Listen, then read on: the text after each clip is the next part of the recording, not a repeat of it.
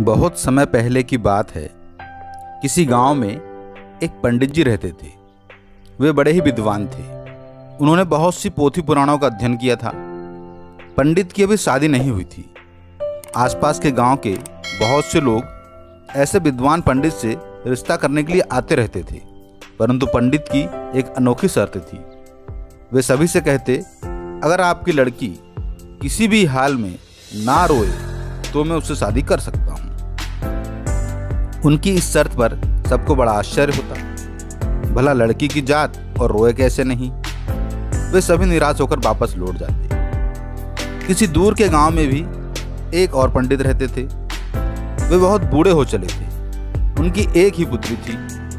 वे चाहते थे कि अपने जीते जी उसका विवाह कर दे। वे भी पंडित के पास अपनी लड़की का रिश्ता लेकर आए, परंतु उसकी शर्त सुनकर उनका मन उदास हो गया।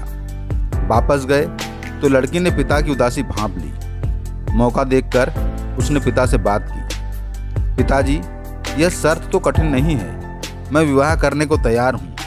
अगर उन्हें लगता है कि मैं सारा जीवन एक बार भी कभी ना रोऊं, किसी भी परिस्थितियों में ना रोऊं, तो मुझे यह मंजूर है। मैं नहीं रोऊंगी। आप मेरी शादी उस पंडित जी से करवा दीजिए।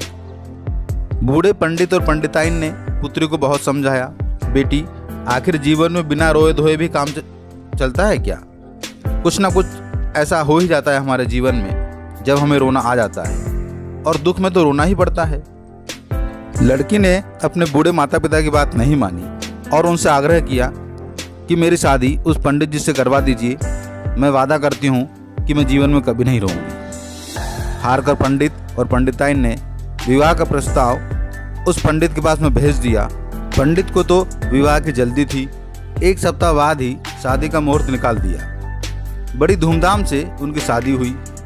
ऐसी अनोखी शादी देखने बहुत से गांव के लोग आए। सभी समझ रहे थे कि विदा के समय तो लड़की अवश्य ही रोएगी, परंतु लड़की ने भी ना रोने की कसम खाई थी।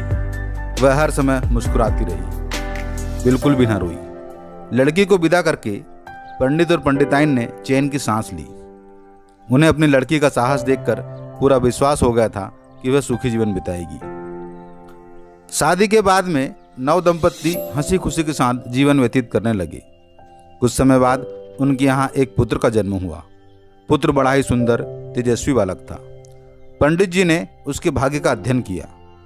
जल्द ही उन्हें मालूम हो गया कि उनके पुत्र की उम्र अधिक नहीं है, परंतु उन्होंने अपनी पत्नी को कुछ नहीं बताया। कुछ दिनों में पुत्र चल बसा। पंडिताइन रोने ही वाली थी कि पंडित ने उसे विवाह की शर्त याद दिलाई। वह मन ही मन रोकर रह गई, परंतु आंसू ना निकले। 3-4 वर्ष के अंदर ही उनके 2 पुत्र और हुए, परंतु दोनों ही 2-3 महीने के बाद में मृत्यु की गोद में चले गए। हर बार पंडित पंडिताइन को शर्त की याद दिला देता और पंडिताइन को रोने नहीं देता। पंडिताइन ने भी अपनी छाती पर पत्थर रख लिया था। तीनों पुत्रों के मर जाने पर भी उसने एक बूंद भी आंसू न गिराया। एक रात पंडित जी सो नहीं पा रहे थे। वे उठकर बाहर घूमने लगे। घूमते घूमते वे पास ही बने शमशान में चले गए। यहीं उन्होंने अपने पुत्रों को दफनाया था। उन्हें कुछ सुनाई दिया। वे छिपकर एक पेड़ के पीछे खड़े हो गए। उन्होंने सुना कि उनके दफनाए हुए तीनों पुत्र आपस में बात कर रहे थे। एक ने कहा, हमारे पिताजी तो बड़े ही कठोर हैं, बिल्कुल चिकना घड़े। हम तीनों के मरने पर भी ना तो स्वयं रोए और ना ही हमारी माँ को रोने दिया। हमने तो सोचा था कि अपने पूर्व जन्म के इन शत्रुओं से हम इस जन्म में बदला ले लेंगे। उनकी कोख से पैदा होकर मरेंगे तो वे दोनों जीवन भर रोते रहेंगे और हमारे दुख में घुल घुल कर मर जाएंगे, परंतु ये तो अब भी प्रसन्न और स्वस्थ दिखाई देते हैं। यह बात सुनकर पंडित जी घर वापस आ गए और सारा माजरा समझ गए। एक दिन शाम के समय पंडिताइन बहुत उदास थी। पंडित जी समझ गए थे कि वह अपने मृत बेटों की याद कर रही है। पंडित ने अपनी पत्नी से पूछा, तुम इतने उदास क्यों हो? क्या अपने बेटों से मिलना चाहती हो? अगर तुम कहो तो मैं आज रात तुम्हें उनसे मिला सकता हूँ। पंडिताइन फटाफट तैयार हो गई।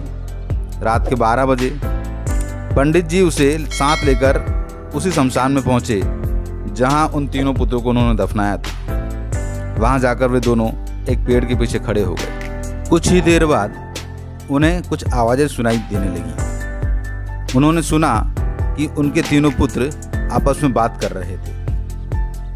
पंडिताइन उनकी बातें सुनकर आश्चर्य में पड़ गई। तीनों आपस में बात कर रहे थे कि देखो हमारे माता पिता कितने कठोर हैं, हम उनसे कोई बदला भी नहीं ले पाए।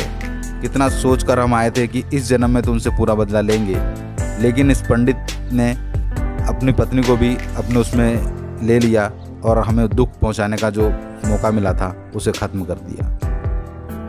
पंडिताइन उनकी बातें सुनकर आश्चर्य में पड़ गई। अब उसे पंडित जी की शर्त का रहस्य समझ में आ गया।